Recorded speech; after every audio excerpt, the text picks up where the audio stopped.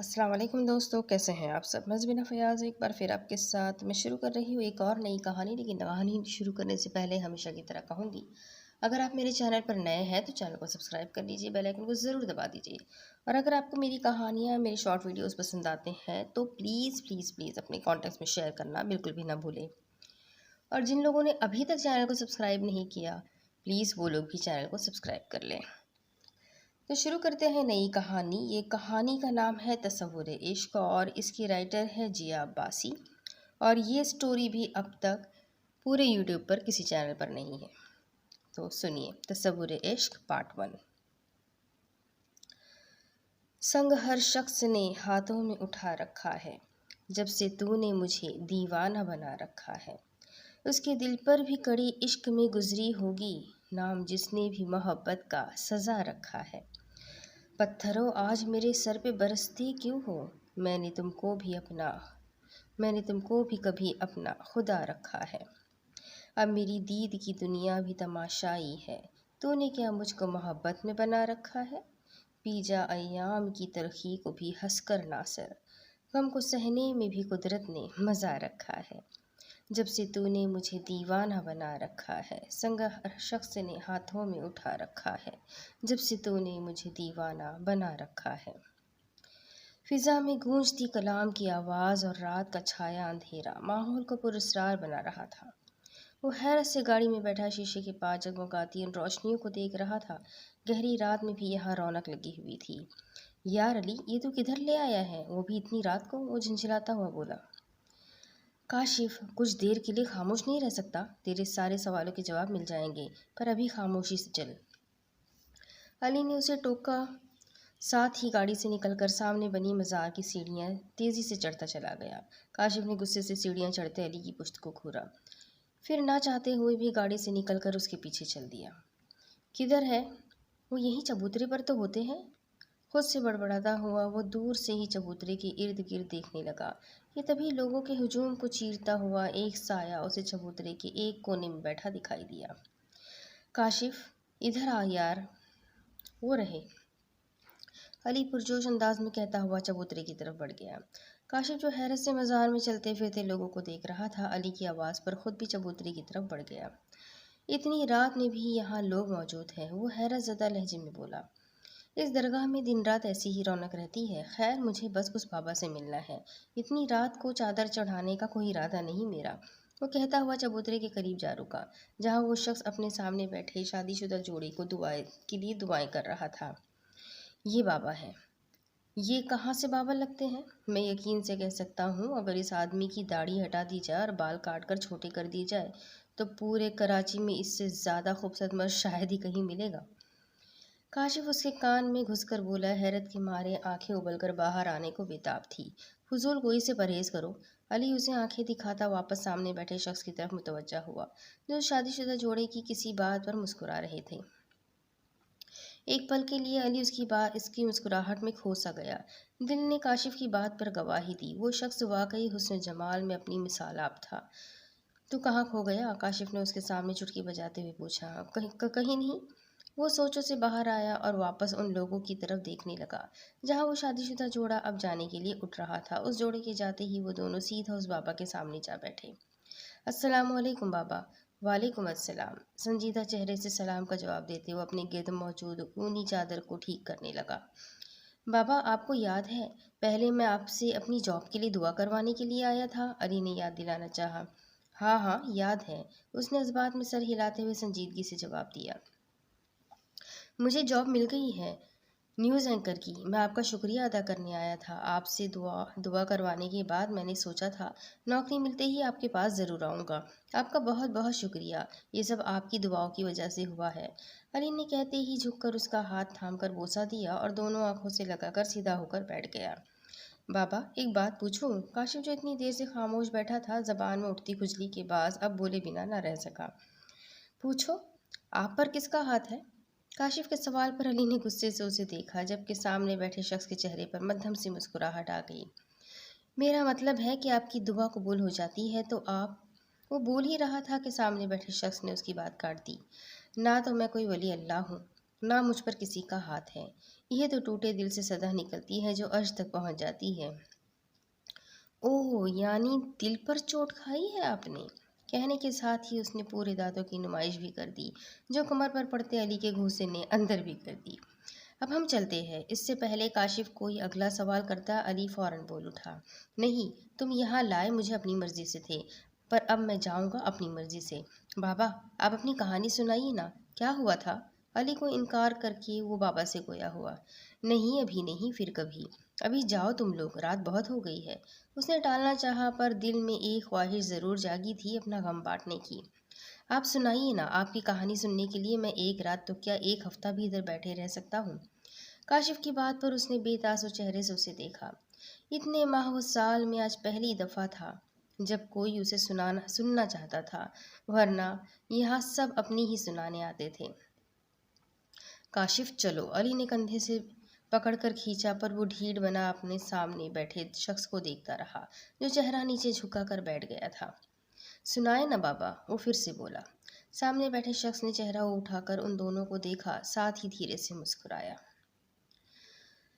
Staff room سے نکل کر اس نے تیزی سے اپنے قدم کلاس کی جانب بڑھا دیے۔ آج کلاس کا پہلا دن تھا اور آج کے دن ہی اسے دیر ہو گئی تھی۔ اف، سر جمال نے کہاں پھنسا دیا؟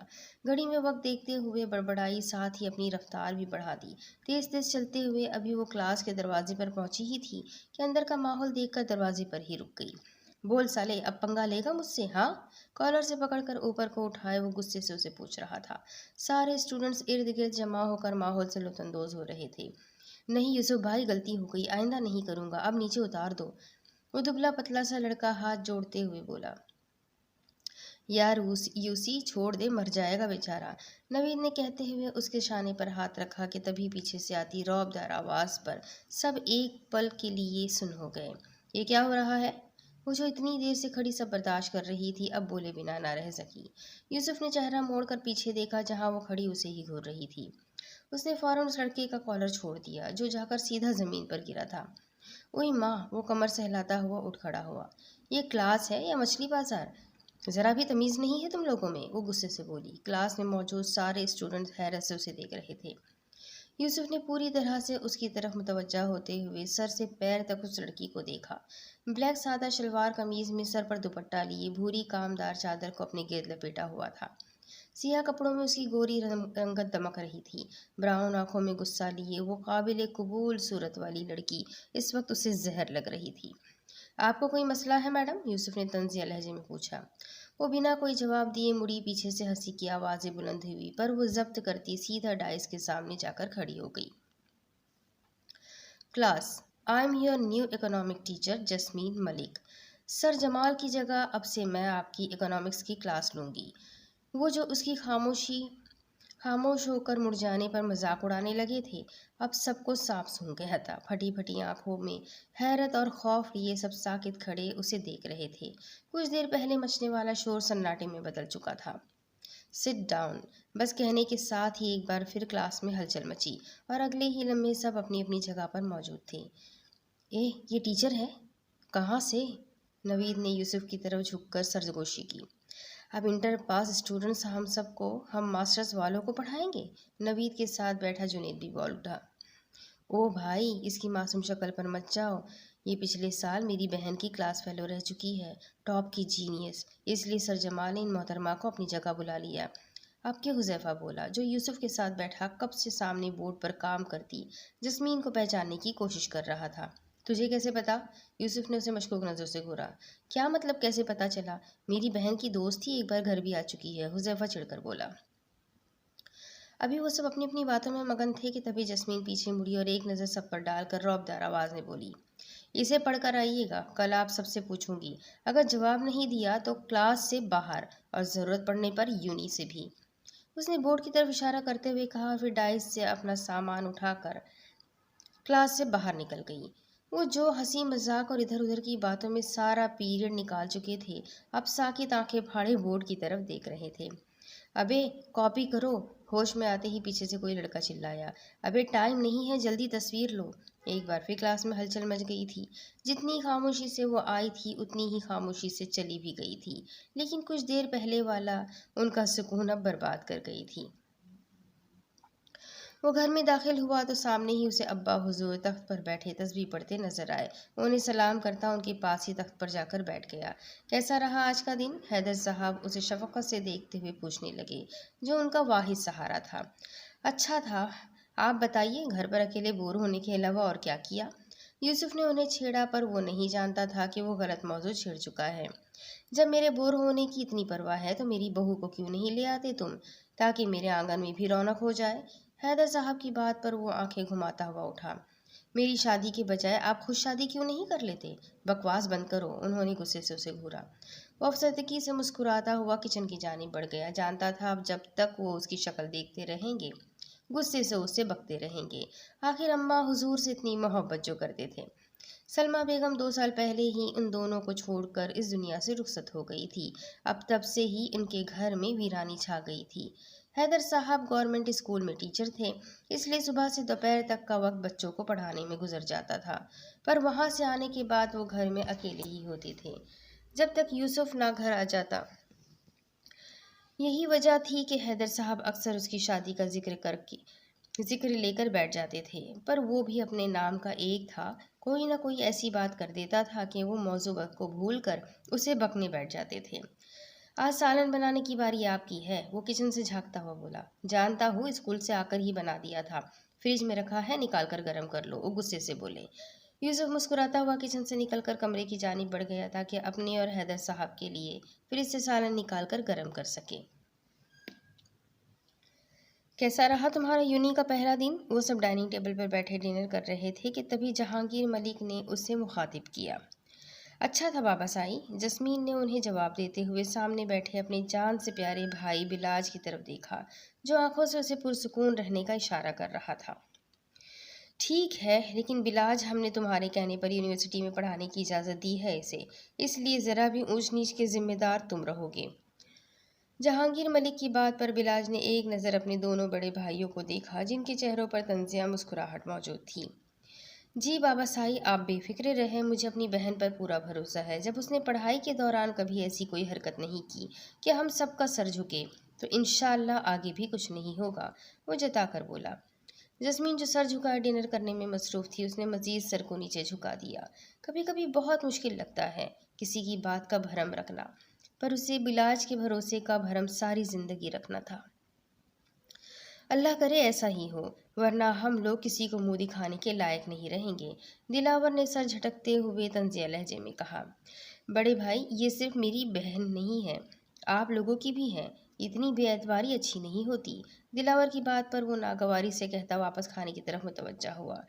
ہم بھی اس سے نفرت نہیں کرتے، چھوٹی بہن ہے ہماری، لیکن تم شاید خود کو اس کا باپ سمجھ بیٹھے ہو، جو اس کے لیے ہر فیصلہ خود ہی کر لیتے ہو۔ اب کے خاور بھی بول اٹھا، جس پر دلاور بھی اس کی تائید کرنے لگا۔ بالکل، 4 جماعتیں کیا ہم سے زیادہ پڑھ لی، خود کو ہم سب کا باپ سمجھنے لگا ہے۔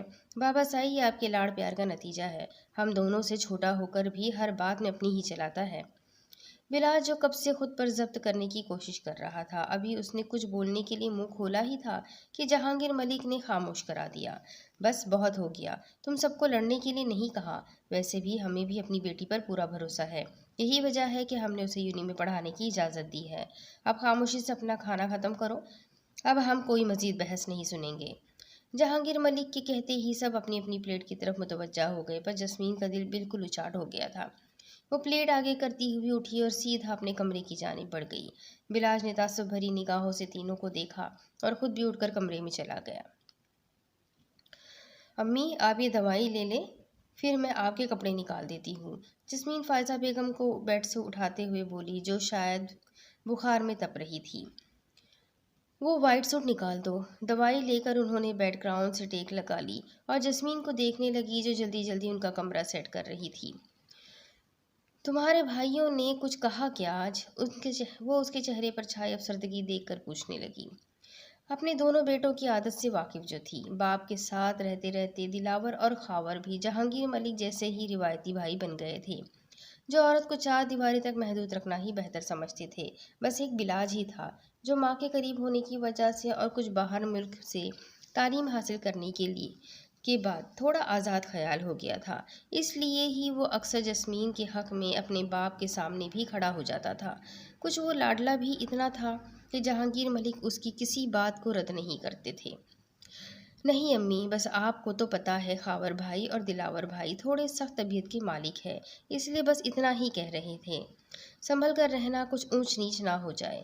بابا صاحب کی سیاسی جماعت پر اس کا اثر پڑ سکتا ہے، ویسے ہی الیکشن سر پر ہے۔ وہ کپڑے نکال کر فائزہ بیگم کے پاس آ کر بیٹھ گئی اور سر ان کی گود میں رکھ لیا۔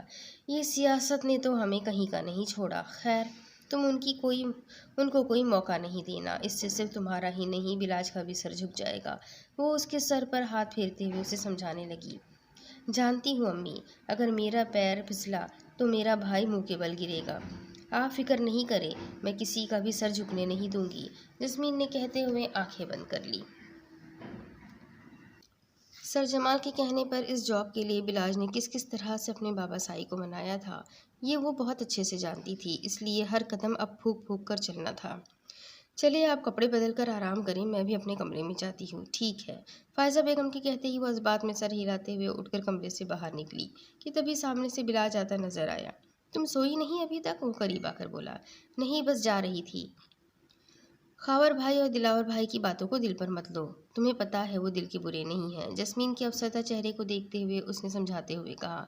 جی بھائی جانتی ہوں، وہ دھیرے سے بولی۔ چلو پریشان نہ ہو، جا کر سو جاؤ۔ بلاج نے اس کے سر پر ہاتھ پھیرا، جس پر وہ دھیرے سے مسکراتے ہوئے اپنے کمرے کی جانب چل پڑی۔ صبح کے آغاز کے ساتھ ہی وہ تیز رفتاری کے سارے ریکارڈ توڑتا اپنی بائک لے کر یونی کے لیے روانہ ہو چکا تھا۔ ساتھ ہی نوید کو بھی اس نے راستے سے پک کر لیا تھا۔ ابے آرام سے چلا، بائک ہے، جہاز نہیں، نوید یوسف کی ہواؤں سے باتیں کرتی تیز رفتار پر چلایا۔ تو نے ہی تو کہا جلدی چلا، یونی کے لیے دیر ہو رہی ہے، وہ بھی تقریباً چلاتے ہوئے بولا۔ ابے تو یونی کے لیے دیر ہو رہی ہے، اوپر جانے کے لیے نہیں، کیوں ٹکٹ کٹوانے پر تلا ہے؟ یوسف کی تیز رفتار پر اسے خوف محسوس ہونے لگا، جو گاڑی کو ہواؤں سے باتیں کروا رہا تھا۔ لے آ گیا ٹھکانہ، وہ بائک کو یونیورسٹی کے سامنے روکتا ہوا بولا۔ جنید اور حذیفہ پہنچ گئے تھے۔ نوید گاڑی سے اتر کر اس کے ساتھ چلنے لگا۔ کہاں ہے وہ؟ اور کہاں ہوں گے، کلاس کے باہر ہے۔ باتیں کرتے وہ سیدھا کلاس کی طرف پہنچ گئے تھے، جہاں حذیفہ اور جنید ان کا انتظار کر رہے تھے۔ بڑی جلدی آ گئے، مجھے تو لگا تھا باراتیوں کا انتظام کرنا پڑے گا، جنید انہیں دیکھتے ہی بول اٹھا۔ بیٹا تیری بارات تو وہ ہٹلر لائے گی، آج سنا نہیں تھا کیسے بول کر گئی تھی، اسے پڑھ کر آئیے گا کل آپ سب سے پوچھوں گی، اگر جواب نہیں دیا تو کلاس سے باہر اور ضرورت پڑنے پر یونی سے بھی۔ حذیفہ جسمین کی نقل اتارتا ہوا جنید کو اچھا خاصا تپا گیا تھا۔ ابے چپ، اس کا تو نام بھی مت لے میرے سامنے، کتنی اکڑ ہے اس میں۔ چل یار، کچھ نہیں کہتی مس جسمین، دیکھا نہیں تھا کل یوسف کو بھی کچھ نہیں کہا اور نہ پرنسپل سے شکایت کی، نوید کلاس کے اندر داخل ہوتے ہوئے بولا۔ وہ سب بھی اس کی تقلید کرتے ہوئے کلاس کے اندر چلے گئے۔ ہاں بس رعب جمانے کی کوشش کر رہی تھی، یوسف نے سیٹ پر بیٹھتے ہوئے کہا، ساتھ ہی اپنے برابر والی سیٹ پر بیٹھے رضا کے ہاتھ سے بسکٹ کا پیکٹ بھی چھین لیا۔ یہ میرا ہے۔ وہ بیچارہ معصوم سی شکل لیے اسے دیکھنے لگا، یوسف کے ہاتھوں کل کی مار بھولا نہیں تھا۔ تیرا تھا اب میرا ہے، یوسف بسکٹ منہ میں ڈالتے ہوئے بولا۔ وہ بیچارہ بس اس کی شکل دیکھتا رہ گیا۔ یار یوسی، مت تنگ کر اسے۔ نوید نے اس کے ہاتھ سے پیکٹ چھین کر رضا کو واپس تھما دیا۔ وہ ہٹلر نہیں آئی، حذیفہ بول ہی رہا تھا کہ تبھی جسمین کلاس میں داخل ہوئی۔ اسے دیکھتے ہی سارے سیدھے ہو کر بیٹھ گئے۔ کلاس امید ہے سب پڑھ کر آئے ہوں گے، اس نے کہتے ہوئے ایک نظر سب پر ڈالی۔ سارے ایسے خاموش بیٹھے تھے جیسے کوئی انوکھی بات کر دی گئی ہو۔ یو اسٹینڈ اپ، جسمین نے یوسف کو اشارہ کرتے ہوئے کہا، جس پر وہ حیرت سے آنکھیں پھاڑے کھڑا ہو گیا۔ نام کیا ہے آپ کا؟ وہ اس خوبصورت سے مرد کو دیکھتے ہوئے بولی، جو نیوی بلو شرٹ کے ساتھ بلیک پینٹ پہنے اپنے سادہ سے حلیے میں بھی سب میں نمایاں لگ رہا تھا۔ سید یوسف حیدر، یوسف نے سنجیدگی سے جواب دیا۔ ادھر آؤ اور الاسٹیسٹی آف ڈیمانڈ کو ڈیفائن کرو۔ الاسٹیسٹی آف ڈیمانڈ کو ڈیفائن کرو۔ جسمین کے کہنے پر وہ خاموشی سے جا کر اس سے تھوڑا فاصلے پر کھڑا ہو گیا۔ سب چپ سادھے اس ہٹلر کی نانی کو دیکھ رہے تھے، جو واقعی انہیں یونی سے باہر نکالنے کے ارادے سے آئی تھی۔ چلے مسٹر یوسف حیدر، شروع کریں۔ کہنے کی دیر تھی کہ یوسف حیدر اپنی آواز سے وہاں بیٹھے ہر بندے کو جکڑتا چلا گیا۔ بوریت بھرا سبجیکٹ بھی آج سب کو اچھا لگ رہا تھا۔ جہاں سب توجہ سے سن رہے تھے، وہیں جسمین حیرانگی سے اسے دیکھ رہی تھی۔ یہ کل والا یوسف تو نہیں تھا۔ واہ یوسی، تو نے تو بولتی بند کر دی اس ہٹلر کی۔ وہ چاروں کینٹین میں بیٹھے فرنچ فرائز اور برگر کے ساتھ پورا انصاف کر رہے تھے۔ جب منہ میں برگر ٹھوسے حذیفہ گویا ہوا۔ یار کیا ہٹلر لگا رکھا ہے، شرم کرو، ٹیچر ہے وہ ہماری، نوید چڑ کر بولا۔ وہ ایسا ہی تھا، غلط بات مذاق میں بھی برداشت نہیں کرتا تھا۔ نوید ٹھیک بول رہا ہے، وہ ٹیچر ہے ہماری، یوسف نے کہتے ہوئے جنید کی پلیٹ سے فرائز اٹھا کر منہ میں ڈال دیا۔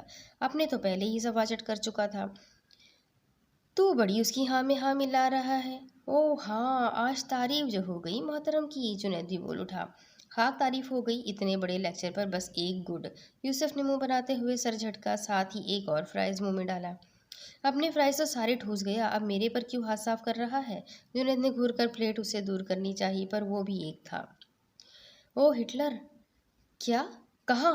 جنید نے پیچھے مڑ کر دیکھا کہ تبھی اس کے ہاتھ سے پلیٹ چھین کر یوسف کینٹین سے باہر کو بھاگ گیا۔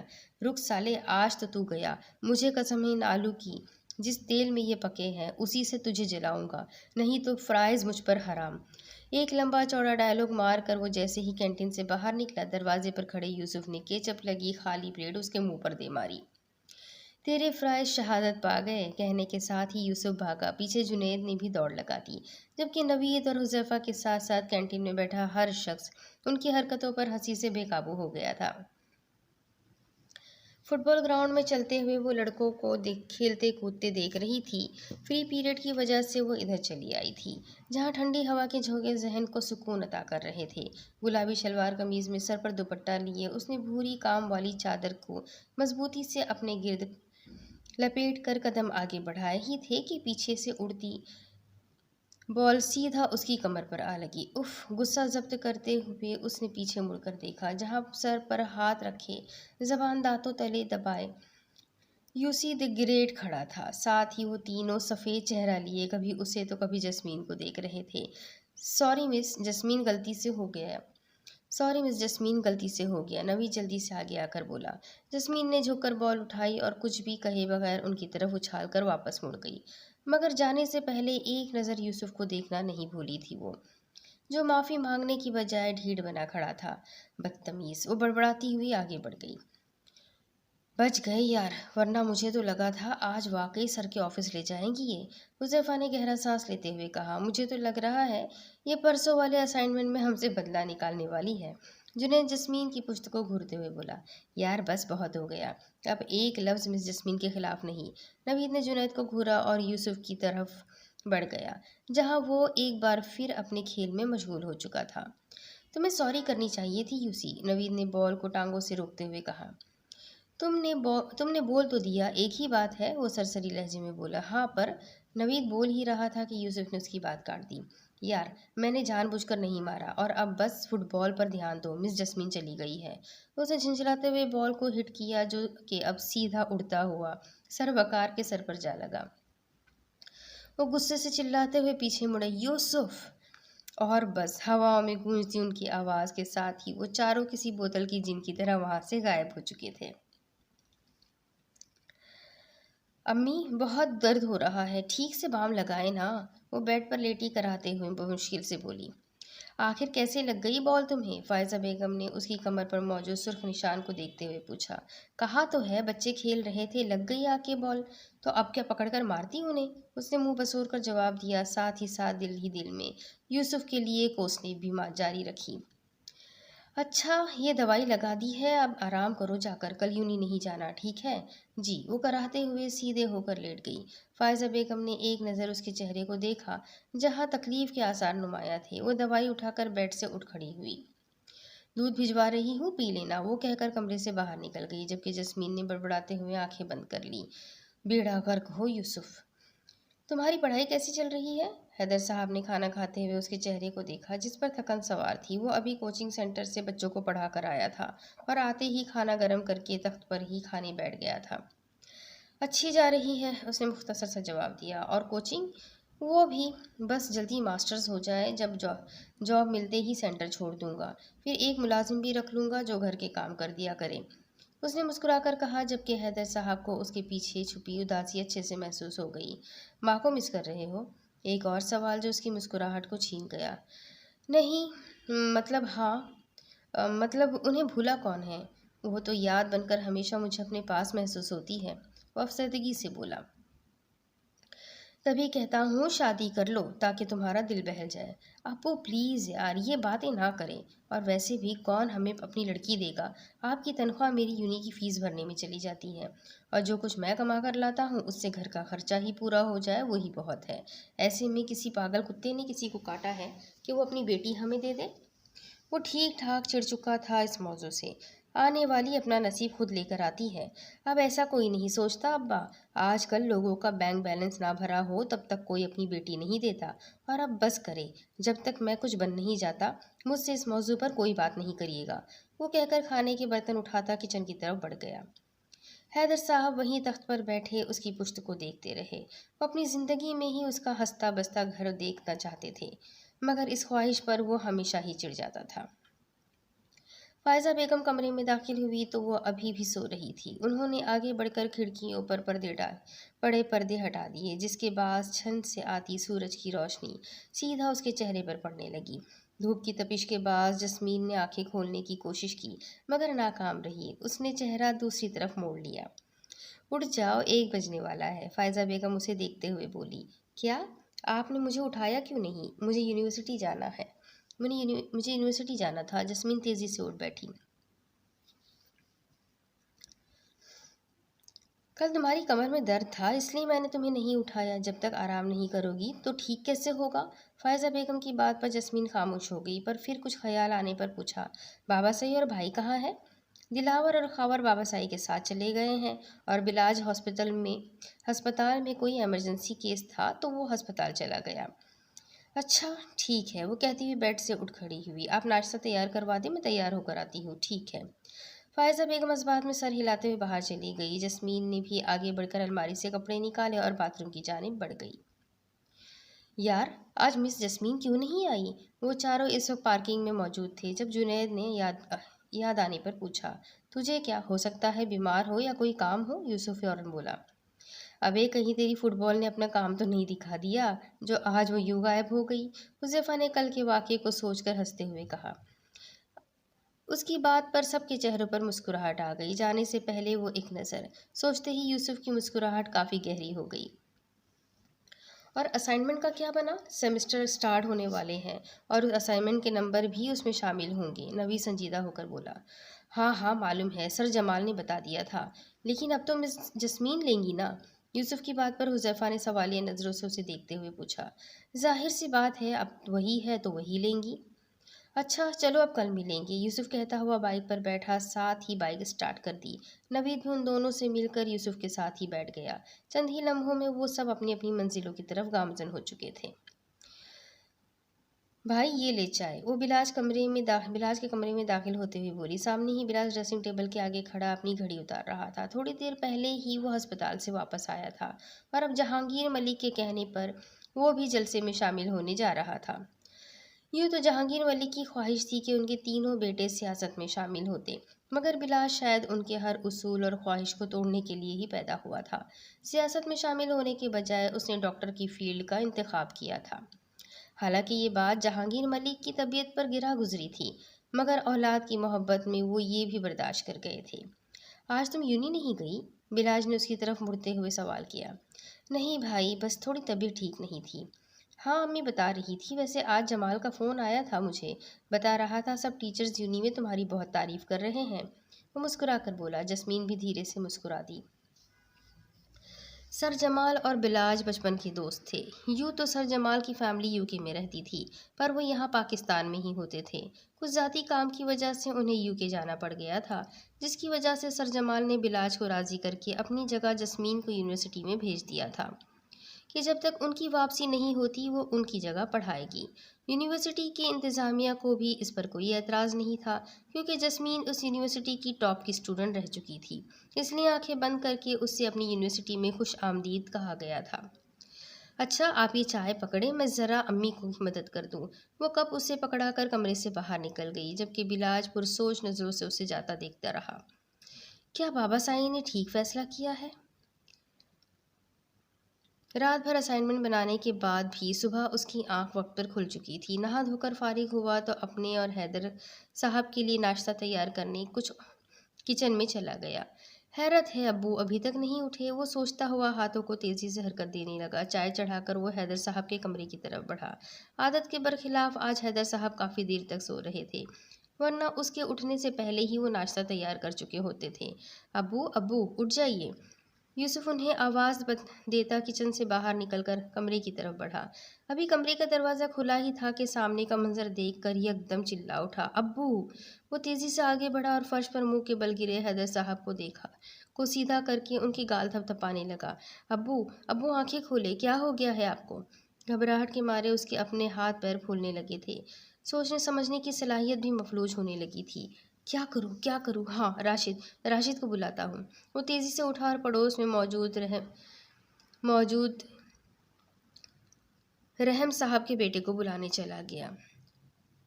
दूसरी तरफ क्लास ऑफ हो चुकी थी। वो क्लास से बाहर निकलकर स्टाफ रूम की तरफ बढ़ गई। उसके पीछे ही नवीद सब स्टूडेंट्स के साथ असाइनमेंट लेकर खामोशी से चल रहा था। परेशानी उसके चेहरे पर वाज़ेह तौर पर महसूस की जा सकती थी। ये इधर रख दें, वो टेबल की तरफ इशारा करते हुए बोली और एक नज़र उसके चेहरे को देखा जो उलझा उलझा लग रहा था। Is everything okay Naveed? Ji miss, बस वो आज असाइनमेंट जमा करवाना था ना, लेकिन यूसुफ नहीं आया। हालांकि ऐसा कभी नहीं हुआ, मगर पता नहीं आज क्या हुआ, वो फ़ोन भी अटेंड नहीं कर रहा। नवीद की बात पर उसने इस बात में सर हिला दिया मगर बोली कुछ नहीं। मैं जाऊँ मिस? जस्मीन को खामोश देखकर उसने पूछा। हाँ जाए, वो फ़ौरन बोली। नवीद भी सीधा स्टाफ रूम से बाहर निकल गया। आज आखिरी तारीख थी असाइनमेंट जमा करवाने की और यूसुफ का कुछ पता ही नहीं था। कहाँ हो तुम यूसी? फ़ोन कान से लगाए वो कैंटीन की जानिब बढ़ गया जहाँ जुनेद और हुज़ैफ़ा उसका इंतज़ार कर रहे थे। बहुत बहुत शुक्रिया राशिद, तुमने मेरी इतनी मदद की, वरना मैं तो बहुत परेशान हो गया था। कुछ समझ ही नहीं आ रहा था कि क्या करूँ, यूसुफ उसके गले लगते हुए बोला। थोड़ी देर पहले ही वो लोग अस्पताल से वापस आए थे। डॉक्टर का कहना था ब्लड प्रेशर लो होने के बाद वो बेहोश हो गए थे। कुछ कमज़ोरी भी हैदर साहब के अंदर बढ़ती जा रही थी।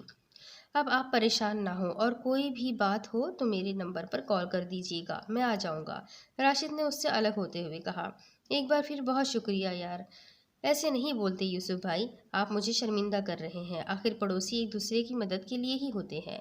वो मुस्कुराकर बोला। उसकी बात पर यूसुफ भी धीरे से मुस्कुरा दिया। अच्छा अब चलता हूँ, अंकल का ख्याल रखिएगा, बाय, राशिद कहता हुआ वहाँ से निकल गया। उसके जाते ही यूसुफ कमरे में आया जहाँ हैदर साहब बेड पर लेटे आराम कर रहे थे। आपने तो मुझे डरा ही दिया था, यूसुफ उनके पास ही बेड पर बैठता हुआ गोया हुआ।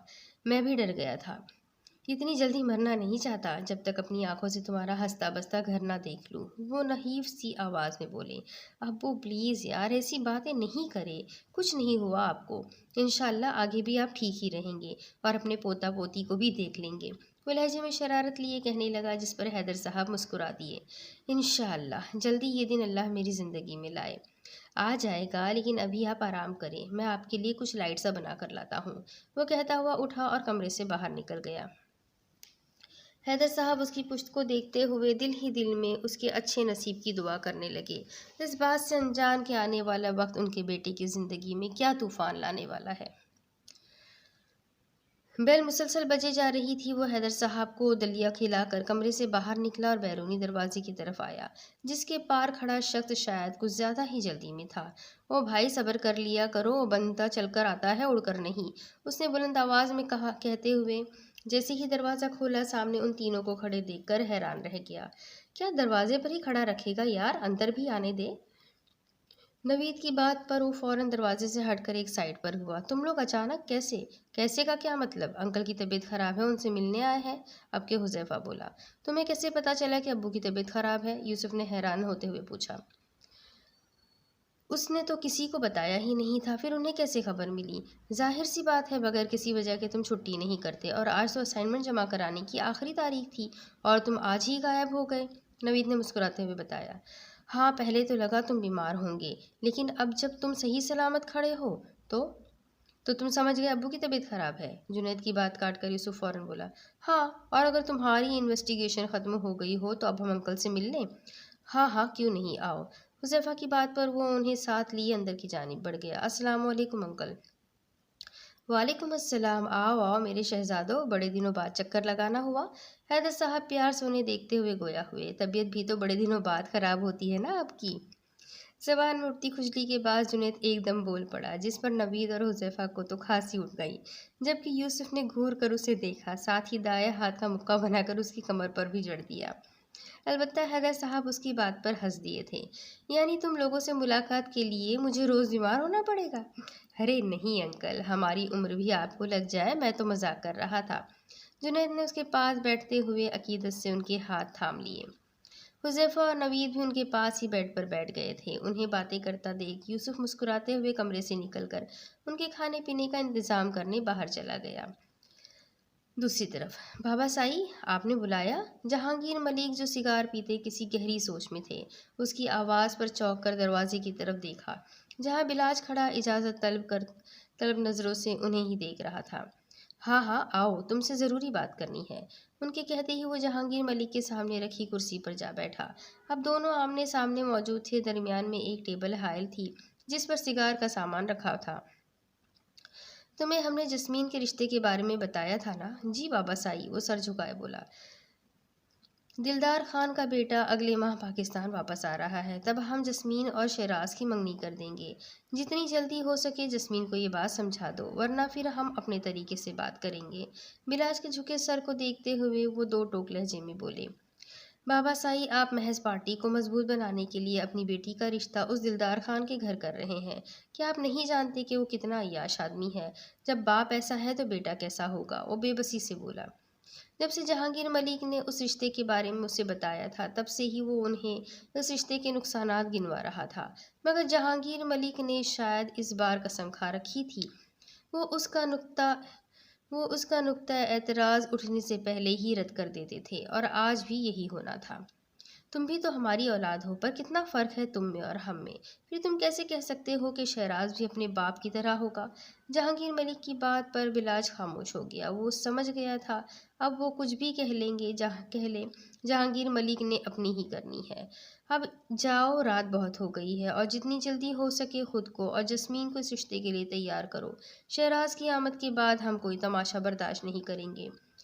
جی، وہ دھیمی آواز میں کہتا اٹھ کھڑا ہوا، چاہ کر بھی آج وہ اپنی بہن کے لیے کچھ نہیں کر پا رہا تھا۔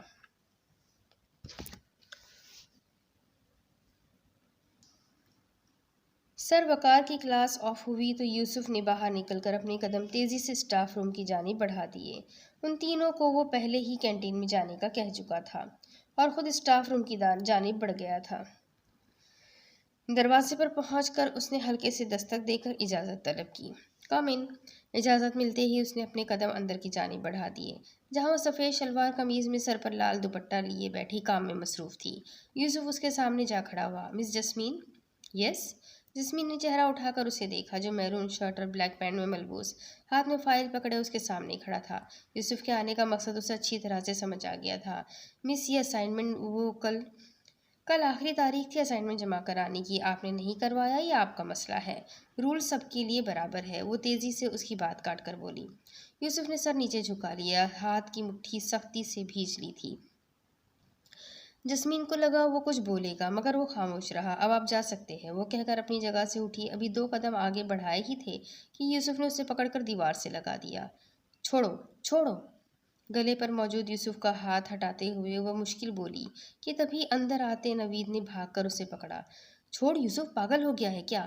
نوید ہٹانے کی کوشش کرتا ہوا بولا، مگر یوسف پر تو جیسے کوئی جنون سوار ہو گیا تھا، کچھ سن ہی نہیں رہا تھا۔ چھوڑو! آنکھوں کو سختی سے میچ رکھا تھا۔ تکلیف کے باعث ایک آنسو تیزی سے نکل کر اس کے گال پر بہہ گیا۔ تبھی جسمین نے پلکوں کی جھالر اٹھا کر اس سنگ دل کو دیکھا، نم آنکھیں، کپ کپاتے ہونٹ۔ یوسف فوراً اسے چھوڑ کر پیچھے ہوا اور بس یہیں سے تصور عشق کا آغاز ہوا۔ آؤٹ! آؤٹ! Get out! گلے پر ہاتھ رکھے وہ چیخی۔ نوید فوراً یوسف کو کھینچتا اسٹاف روم سے باہر لے گیا۔ یہ کیا حرکت تھی؟ وہ تو شکر ہے میں تجھے بلانے آ گیا، نوید غصے سے چلایا۔ یوسف نے اپنا بازو چھڑا کر ایک نظر اسٹاف روم کے بند دروازے پر ڈالی اور بغیر کوئی جواب دیے نوید کو وہیں کھڑا چھوڑ کر تیزی سے وہاں سے نکلتا چلا گیا۔ ابھی تو عین لکھا ہے، ابھی تو شین باقی ہے، ابھی ان منزلوں پر ہم کہاں جہاں قاف باقی ہے۔ آج اتنی جلدی آ گئے؟ بیل کی آواز پر حیدر صاحب نے جا کر دروازہ کھولا تو سامنے یوسف کو کھڑا پایا۔ وہ بغیر کوئی جواب دیے ان کی سائڈ سے نکلتا اندر کی جانب بڑھا۔ کیا ہوا، اتنے خاموش کیوں ہو؟ حیدر صاحب نے پھر پوچھا۔ آج سے پہلے کبھی انہوں نے اسے یوں خاموش نہیں دیکھا تھا۔ چاہے کتنی بھی بڑی بات ہو وہ تھوڑی دیر بعد ہی نارمل ہو جاتا تھا، مگر آج اس کی خاموشی کچھ برا ہونے کی گواہی دے رہی تھی۔ کچھ نہیں ہوا، بس کلاس نہیں تھی تو گھر آ گیا، کچھ تھکن بھی محسوس ہو رہی ہے، میں ابھی آرام کرنے جا رہا ہوں، تھوڑی دیر بعد کھانا تیار کر دوں گا۔ وہ اپنی پیشانی مسلتے ہوئے بولا۔ حیدر صاحب نے غور سے اسے دیکھا جو کافی پریشان لگ رہا تھا۔ نہیں، تم رہنے دو، آرام کرو، میں خود کر لوں گا، آپ کی بھی طبیعت تو ٹھیک نہیں ہے، میں اب بالکل ٹھیک ہوں، تم جاؤ، جا کر سو جاؤ۔ حیدر صاحب کے کہنے پر یوسف اثبات میں سر ہلاتا کمرے میں چلا آیا اور سیدھا بیڈ پر بیٹھ کر سر ہاتھوں میں تھام لیا۔ اف، یہ کیا کر دیا میں نے، اتنی گھنٹیا حرکت کیسے ہو گئی مجھ سے؟ اپنے بالوں کو مٹھی میں سختی سے جکڑے اس نے شرمندگی سے سوچا۔ پتہ نہیں میں کب اپنے غصے کو قابو کرنا سیکھوں گا۔ خود سے بڑبڑاتا وہ وہیں بیڈ پر لیٹ گیا۔ اس بات سے انجان کے آنے والا وقت کتنی ہی تبدیلیاں اس کی زندگی میں لانے والا ہے، پھر شاید غصہ اکڑ تو بس نام کو ہی رہ جاتا۔ وہ تینوں کلاس میں بیٹھے لیکچر نوٹ کر رہے تھے جب نوید نے چہرہ موڑ کر اپنے برابر والی سیٹ کو دیکھا۔ 3 دن گزر چکے تھے۔ اس دن کے بعد سے یوسف دوبارہ یونی نہیں آیا تھا اور نہ ہی کال اٹھا رہا تھا۔ جنید اور حذیفہ تو اس سے ملنے گھر بھی جانا چاہتے تھے، پر نوید نے یہ کہہ کر روک دیا کہ اسے اپنی غلطی کا احساس خود ہونے دو۔ اسے شدید غصہ تھا۔ یوسف اور مس جسمین کے سامنے شرمندگی بھی بہت ہو رہی تھی۔ وہ بات کرنا چاہتا تھا مس جسمین سے، یوسف کی طرف سے معافی مانگنا چاہتا تھا، پر یوسف نے تو کچھ بھی کرنے لائق نہیں چھوڑا تھا، حرکت ہی ایسی گھٹیا کی تھی۔ آج وہ پھر نہیں آیا۔ نوید کی نظریں سیٹ پر دیکھ حذیفہ اس کی طرف جھکتے ہوئے سرگوشی میں بولا۔ کام بھی تو ایسے کیے ہیں، کیسے ہمت ہوگی آنے کی؟ اس نے کہتے ہوئے سر جھٹکا اور واپس لیکچر نوٹ کرنے لگا۔ پر بات ہوئی کیا تھی جو وہ اس حد تک پہنچ گیا؟ جنید نے پریشان ہوتے ہوئے پوچھا۔ اس کا بس نہیں چل رہا تھا کہ ابھی یوسف کے پاس پہنچ جائے پر پھر نوید کیا ہونی ہے بات؟ یقیناً مس جسمین نے اسائنمنٹ لینے سے انکار کر دیا ہوگا اور بجائے ان کے انکار کو رد کر کے اپنی مجبوری بتانے کے یوسف صاحب نے ان کا گلا ہی پکڑ لیا۔ نوید نے اندازہ لگایا یوسف کی عادت کو تو وہ اچھے سے جانتا تھا، پر یار مس جسمین کو بھی انکار نہیں کرنا چاہیے تھا۔ سب ٹیچرز جانتے ہیں یوسف بغیر کسی وجہ کے چھٹی نہیں کرتا۔ مس جسمین نئی ہے، انہیں ابھی اتنا نہیں پتہ اسٹوڈنٹس کے بارے میں، حذیفہ کی بات پر نوید جتاتے ہوئے بولا، جس پر وہ دونوں خاموش ہو کر واپس اپنے اپنے کام کی طرف متوجہ ہو گئے۔ نوید بھی گہرا سانس اندر تک کھینچتا واپس نوٹس پر جھک گیا۔ اسے بے حد افسوس تھا یوسف کے لیے، مس جسمین کے لیے۔ دوپہر کے 2 بجنے کو تھے اور یوسف ابھی بھی اپنے کمرے میں لیٹا گہری نیند میں سو رہا تھا۔ در حقیقت میں وہ سویا ہی نہیں، وہ سویا ہی حیدر صاحب کے اسکول جانے کے بعد تھا۔ رات تو ساری جاگ کر گزاری تھی، یا یوں کہا جائے کہ کسی کو یاد کرنے میں گزار دی تھی۔ چھوڑو یوسف، پاگل ہو گیا ہے کیا؟ Out, get out. نہیں میں یوسف ایک دم نیند سے ہڑبڑا کر اٹھا۔ لائٹ جانے کے بعد وہ پسینے سے شرابور ہو رہا تھا۔ کچھ گھبراہٹ بھی طاری ہونے لگی تھی جس کی اصل وجہ آنسوؤں سے بھری 2 آنکھیں تھیں۔ اف، کہاں پھنس گیا؟ چہرے پر ہاتھ پھیرتے ہوئے اس نے بے بسی سے سوچا کہ تبھی بیرونی دروازے پر لگی بیل کی آواز سنائی دی۔ یقیناً ابو آ گئے۔ یوسف جلدی سے بستر چھوڑتا دروازے کی جانب دوڑا جہاں واقعی حیدر صاحب کھڑے دروازہ کھلنے کا انتظار کر رہے تھے۔ السلام علیکم ابو، اس نے دروازہ کھولتے ہی سلام کیا۔ وعلیکم السلام برخوردار، سلام کا جواب دیتے ہوئے حیدر صاحب نے بغور اسے دیکھا جس کی آنکھیں ابھی سو کر اٹھنے کی چگلی کھا رہی تھی۔ کھانے کو کیا بنایا ہے؟ ان کے سوال پر یوسف ایک دم گڑبڑا اٹھا۔ سارا وقت تو سوتا رہا تھا، کھانا پھر کیا فرشتوں نے آ کر بنانا تھا؟ جی وہ یوسف بیٹا، کیا بات ہے، کیا چھپا رہے ہو؟ 2-3 دن سے یونیورسٹی بھی نہیں جا رہے، کچھ ہوا ہے کیا؟ حیدر صاحب نے تخت پر بیٹھتے ہوئے پوچھا، ساتھ ہی جھک کر چپل اتارنے لگے۔ نہیں تو ابو، ایسی کوئی بات نہیں۔ وہ وہیں کھڑا انہیں دیکھتا رہا۔ آخر باپ تھے، دل میں چھپی چوری کیسے نہ پکڑتے؟ یوسف، کیا میں تمہیں نہیں جانتا؟ تمہارے غصے کو بھی اچھے سے جانتا ہوں۔ اگر کوئی بات ہے تو مجھ سے شیئر کرو۔ یوسف چلتا ہوا ان کے پاس ہی زمین پر آ بیٹھا اور سر ان کے گھٹنوں پر ٹکا دیا۔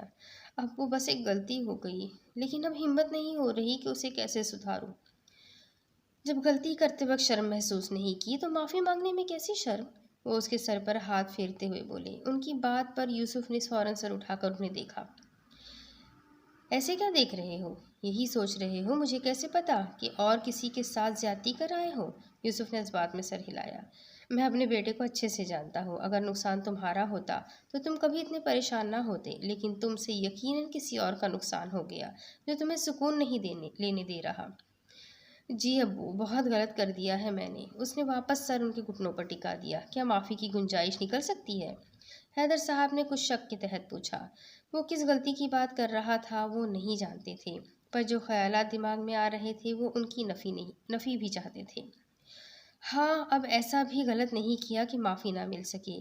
ان کی بات میں چھپا مطلب یوسف اچھے سے سمجھ گیا تھا۔ تو پھر بیٹا مجھے بھی معاف کر دو، کیونکہ میں نے بھی کچھ ایسا نہیں کیا کہ مجھے بھوکا رہنے کی سزا دی جائے، حیدر صاحب نے مسکراتے ہوئے کہا، جس پر وہ تیزی سے اٹھ کھڑا ہوا۔ سوری ابو، باتوں میں بھول ہی گیا، ابھی کچھ آپ کے لیے بنا کر لاتا ہوں۔ وہ کہتا ہوا سیدھا کچن میں چلا گیا، جبکہ حیدر صاحب اس کی بوکھلاہٹ پر مسکراتے ہوئے اٹھ کر کمرے کی جانب بڑھ گئے۔ کیا میں اندر آ جاؤں؟ فائزہ بیگم جو الماری کے سامنے کھڑی کپڑے نکال رہی تھی، اس آواز پر چونک کر دروازے کی جانب دیکھا، جہاں بلیک شلوار قمیض میں ملبوس ان کا شہزادوں جیسا بیٹا بلاج کھڑا تھا۔ آ جاؤ بیٹا۔ اجازت ملتے ہی وہ ان کے بیڈ پر جا کر بیٹھ گیا۔ فائزہ بیگم بھی فوراً الماری کا دروازہ بند کر کے بیڈ پر اس کے سامنے آ کر بیٹھ گئی۔ کیا ہوا؟ کوئی بات ہے؟ ہاں، بہت ضروری بات ہے، بلا سنجیدہ ہو کر بولا۔ کیا ہوا؟ سب ٹھیک تو ہے؟ وہ پریشان ہو اٹھی۔ امی سائی، جسمین کا رشتہ دلدار خان کے بیٹے شہراز سے پکا کرنا چاہتے ہیں بابا سائی۔ بلاج کی بات پر وہ بے یقینی سے اسے دیکھنے لگی۔ آخر کون نہیں تھا جو دلدار خان کی عیاش طبیعت سے واقف نہ رہا ہو؟ تم نے انہیں منع نہیں کیا؟ وہ دھیرے سے بولی۔ کتنی مشکل سے یہ الفاظ ادا ہوئے تھے۔ بھلا کون جانتے بوجھتے اپنی بیٹی ایسے لوگوں میں دیتا ہے، پر شاید جہانگیر ملک یہ کر سکتا ہے۔ کوشش کی تھی پر کچھ سننے کو تیار نہیں ہے۔ وہ سر جھکائے کہنے لگا جیسے ساری غلطی اس کی ہو۔ اب؟ فائزہ بیگم کے سوال پر اس نے گہرا سانس لے کر ان کی طرف دیکھا، جو نم آنکھوں میں امید لیے اسے دیکھ رہی تھی۔ جسمین کو ابھی نہیں بتائیے گا، میں کچھ کرتا ہوں، بلاج کہتا ہوا اٹھ کھڑا ہوا، اور ہمت نہیں تھی اس میں ان آنکھوں میں دیکھنے کی۔ چلتا ہوں۔ وہ فوراً وہاں سے باہر نکل گیا، جبکہ فائزہ بیگم ڈبڈبائی آنکھوں سے اسے جاتے دیکھ دل ہی دل میں جسمین کے اچھے نصیب کی دعا کرنے لگی۔ تیز رفتاری کے سارے ریکارڈ توڑتا ہوا آج یوسف وقت سے پہلے ہی یونیورسٹی پہنچ چکا تھا۔ پارکنگ ایریا میں بائک کھڑی کر کے وہ وہیں کھڑا انتظار کرنے لگا، جب ایک بلیک مرسیڈیز این اس کے سامنے آ رکی۔ ڈرائیور نے گاڑی سے نکل کر فوراً پچھلی نشست کا دروازہ کھولا، جہاں سے وہ بھورے رنگ کی فراک کے ساتھ چوڑی دار پائجامے میں ملبوس بلیک شال اپنے گرد لپیٹے باوقار سی گاڑی سے باہر نکلی۔ یوسف جو یکٹک گاڑی کی طرف دیکھ رہا تھا، جسمین کے باہر نکلتے ہی نظریں نیچے جھکا لیا، تاکہ دل میں چھپا چور آنکھوں سے عیاں نہ ہو جائے۔ جسمین نے ایک نگاہ نظریں جھکائی یوسف پر ڈالی اور اسے نظر انداز کرتی آگے بڑھ گئی۔ کیا کھڑا گھور رہا ہے؟ نکل! ڈرائیور کی نظر خود پر دیکھ کر یوسف آنکھیں دکھاتا ہوا بولا، جس پر ڈرائیور مزید سخت گھوری سے نوازتا واپس گاڑی میں بیٹھ کر وہاں سے نکل گیا۔ اس کے جاتے ہی یوسف نے اسٹاف روم کی طرف دوڑ لگا دی۔ اسٹاف روم کے دروازے کے سامنے پہنچ کر اس نے جھجکتے ہوئے دروازہ کھولا۔ سامنے ہی جسمین اپنے سامنے کھڑے لڑکے کو لسٹ دیتی ہوئی نظر آئی۔ یہ لسٹ جا کر نوٹس بورڈ پر لگا دے۔ یس مس، وہ تابعداری سے کہتا فوراً وہاں سے نکل گیا۔ اس کے جاتے ہی یوسف چلتا ہوا جسمین کے سامنے جا کھڑا ہوا، جو مکمل طور پر اسے نظر انداز کیے کام کرنے میں لگی تھی۔ میں اس دن کے رویے کے لیے معافی مانگنے آیا ہوں، وہ جھجکتے ہوئے گویا ہوا۔ میں کوئی امیر باپ کی اولاد نہیں ہوں، اس لیے جب آپ نے مسٹر یوسف حیدر، آپ جا سکتے ہیں، میں اس وقت مصروف ہوں۔ جسمین اس کی بات کاٹ کر مصروف سے انداز میں بولی۔ یوسف نے اب لب بھیج لیے۔ غصے کی ایک شدید لہر اس کے جسم میں دوڑی تھی۔ ایک بار پھر وہ اس سے سنے بغیر جانے کو کہہ رہی تھی۔ جسمین آج بھی وہی تھی، مگر یوسف اب وہ یوسف نہیں تھا۔ آئی ایم سوری، میں اس دن کے لیے بہت شرمندہ ہوں۔ جسمین نے حیران کن نظروں سے اسے دیکھا۔ یہ وہی یوسف تھا جس نے کلاس میں بدتمیزی کرنے کے بعد معافی مانگنا تک ضروری نہیں سمجھا تھا؟ یہ وہی یوسف تھا جو فٹ بال گراؤنڈ میں بال مارنے کے بعد شرمندہ تک نہیں ہوا تھا، لیکن آج اس کے سامنے نظریں جھکائے شرمندہ کھڑا معافی مانگ رہا تھا۔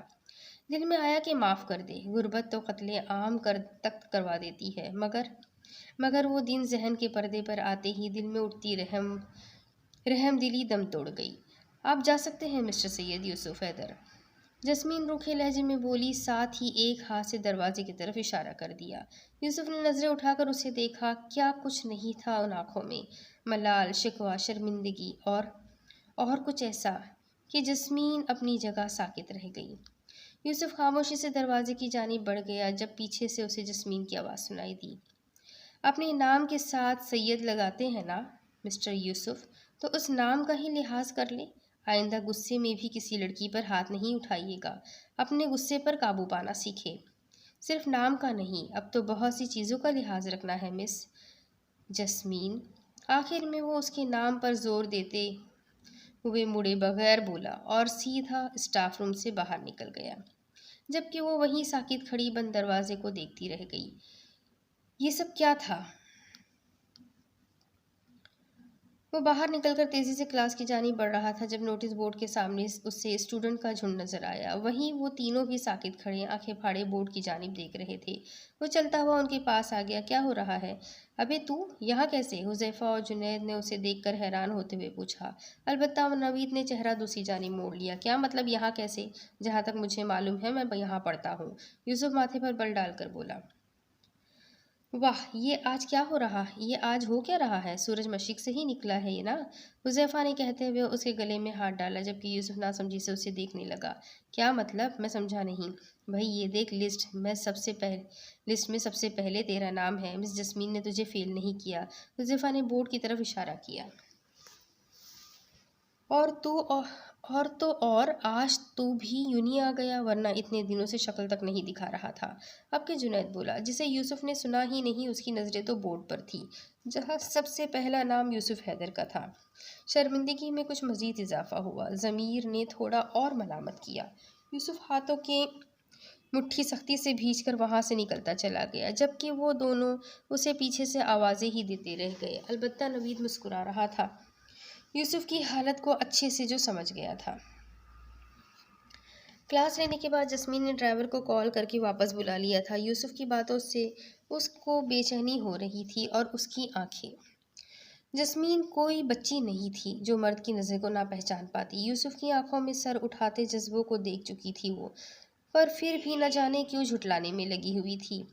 یہ سب میرا وہم بھی تو ہو سکتا ہے، میں اس سے عمر میں بڑی ہوں، بھلے 1-2 سال ہی سہی، پر بڑی تو ہوں، اور پھر سب سے بڑھ کر ٹیچر ہوں اس کی۔ پھر وہ کیوں سوچے گا ایسا؟ ہاں، شاید مجھے ہی کوئی غلط فہمی ہو رہی ہے۔ گاڑی کے شیشے کے پار دیکھتی وہ سوچوں میں گم تھی کہ تبھی ڈرائیور کی آواز پر چونکی۔ جسمین بی بی گھر آ گیا۔ آپ یہیں اتر جائیں، مجھے ملک سائی نے بلایا ہے۔ وہ گاڑی بیرونی دروازے کے سامنے روکتے ہوئے گویا ہوا۔ اچھا ٹھیک ہے، جسمین نے کہتے ہوئے گاڑی کا دروازہ کھولا اور اتر کر آگے کی طرف بڑھ گئی، جہاں دروازے پر کھڑے رشید میاں پہلے سے ہی اس کے لیے دروازہ کھولے کھڑے تھے۔ بابا سائی، آپ نے بلاج کو درمیان میں کیوں گھسیٹا؟ آپ بس ایک حکم کرتے اور جسمین خاموشی سے شیراز کے ساتھ شادی کے لیے تیار ہو جاتی۔ دلاور اور خاور اس وقت جہانگیر ملک کے ساتھ بیٹھک میں موجود تھے۔ جب دلاور غصے سے گویا ہوا، اگر میں اسے درمیان میں نہیں لاتا تو یہ خبر سنتے ہی کوئی نہ کوئی ہنگامہ وہ کھڑا کر دیتا تھا، اس لیے پہلے رشتے کی بات بلاج سے کی۔ پتہ تو ہے جسمین کے معاملے میں کتنا جذباتی ہے وہ، جہانگیر ملک نے حقے سے کش لیتے ہوئے کہا۔ جسمین ہماری بھی بہن ہے، ہم اس کا برا نہیں چاہتے، دلاور ناگواری سے بولا، اور کسی حد تک سچ بھی تھا۔ محبت تو دلاور اور خاور کو بھی جسمین سے تھی، پر ان کی سخت مزاجی اور سوچ کبھی اس بات کو ظاہر نہیں ہونے دیتے تھے۔ دلاور بھائی، آپ ٹھیک کہہ رہے ہیں، مگر بابا سائی کی شے ملنے پر ہی بلاج اتنا سر پر چڑھا ہے۔ خاور نے کہتے ہوئے سامنے صوفے پر بیٹھے جہانگیر ملک کو دیکھا، جو سوچوں میں گم دکھائی دے رہے تھے۔ اب تم لوگ پھر سے مشروع ہو جاؤ، ویسے بھی آخری فیصلہ ہمارا ہی ہوگا، جہانگیر ملک 2 ٹوک لہجے میں کہہ کر وہاں سے چلے گئے، جہاں وہ دونوں وہیں بیٹھے پارٹی کے متعلق باتوں میں مصروف ہو چکے تھے۔ نوید گھر میں داخل ہوا تو سامنے ہی نورین بیگم صوفے پر بیٹھی نظر آئی، جو پوری توجہ کے ساتھ ٹی وی پر ترکش ڈرامہ دیکھنے میں مگن تھی۔ السلام علیکم۔ وعلیکم السلام، نورین بیگم کے بجائے جواب کچن کے دروازے سے باہر آتی صوبیہ نے دیا۔ یہ یہاں کیا کر رہی ہے؟ نوید نے صوفے پر جگہ سنبھالتے ہوئے ماں سے پوچھا، جو ابھی بھی ٹی وی دیکھنے میں مگن تھی۔ کیا مطلب ہے میں یہاں کیا کر رہی ہوں؟ یہ میری خالہ کا گھر ہے، جب چاہے آ سکتی ہوں۔ ہاتھ میں پکڑی چائے کی ٹرے ٹیبل پر رکھتے ہوئے منہ بنا کر بولی۔ یہ صرف خالہ کا گھر نہیں، تمہارا ہونے والا سسرال بھی ہے۔ اب شادی سے پہلے ہر وقت منہ اٹھا کر ادھر نہیں آ جایا کرو۔ نوید کی بات صوبیہ کے سر پر لگی۔ دیکھ رہی ہے خالہ انہیں؟ او ہو، لڑو نہیں، اور صوبیہ جاؤ جا کر اس کے لیے کھانا گرم کرو۔ نورین بیگم کے کہتے ہی نوید نے جلا دینے والی مسکراہٹ اس کی طرف اچھالی، جس پر وہ منہ بنا کر اٹھی اور کچن کی جانب بڑھ گئی۔ چلی گئی وہ، تم بھی جاؤ اور منہ ہاتھ دھو کر آؤ، وہ مسکراہٹ دباتے ہوئے بولی، جس پر وہ شرمندہ ہوتا جی اچھا کہہ کر کمرے کی طرف چل دیا، جبکہ ایک بار پھر نورین بیگم پورے انہماک کے ساتھ ٹی وی دیکھنے میں مگن ہو چکی تھی۔ چارپائی بچھائے وہ چھت پر لیٹا بظاہر آسمان پر نظر آتے تاروں کو دیکھ رہا تھا، مگر سوچوں کے تانے بانے کہیں اور جڑے تھے۔ جسمین نے مجھے پاس کر دیا، پر کیسے؟ کیا وہ مجھ سے ناراض نہیں؟ پر آج تو ان کا رویہ بتا رہا تھا کہ وہ سخت خفا ہے۔ دائیں پاؤں کو ہلاتا وہ آج کے رویے پر غور کرنے لگا۔